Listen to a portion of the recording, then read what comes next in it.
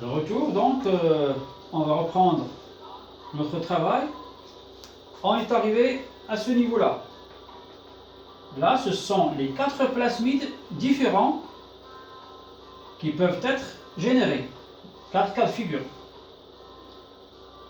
Alors, remarquez ici, qu'est-ce qu'on a là?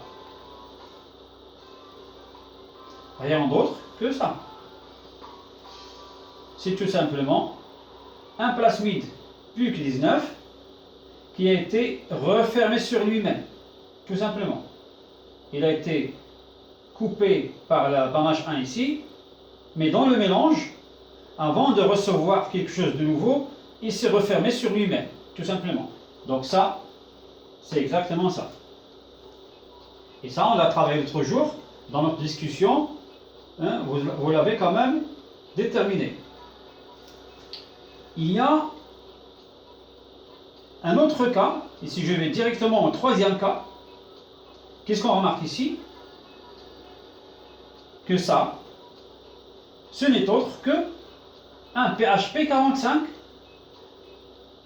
qui a retrouvé son gène et qui s'est refermé. Tout simplement. Il a été coupé, mais celui-là est retourné à sa place dans le mélange et il a redonné la même figure, la même construction PHP 45 de départ, avec bien sûr son gène de résistance.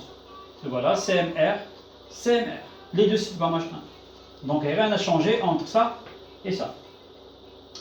Le dernier cas ici, après on va retourner à celui-là, le dernier cas, vous voyez que ça, c'est justement toute cette partie-là du PHP 45, mais ayant perdu le CMR. Donc en fait, cette combinaison ici, ou bien cette forme, on va dire, ou bien cette construction, tout ce que vous voulez, l'essentiel c'est que ce plasmide-là, il est dépourvu de la résistance au chloramphénicol qu'il avait au départ. Maintenant, ce qui nous intéresse, c'est celui-là.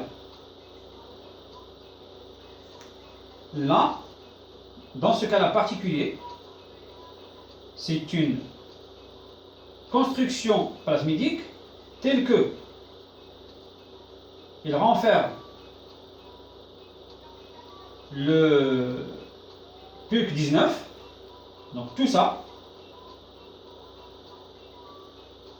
en plus du gène, ici en vert, chloramphénicol résistant.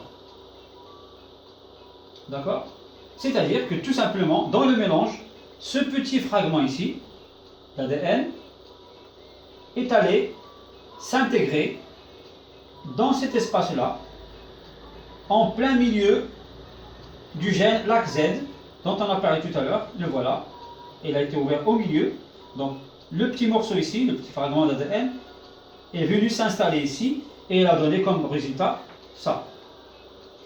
Alors, ce que vous voyez ici, c'est écrit LAC-Z, mais ce n'est pas le LAC-Z de départ. D'accord? Ici, il a été scindé en deux.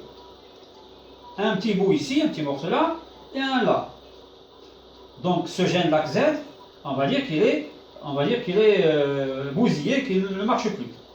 De toute manière, il n'aura plus le résultat qui a été attendu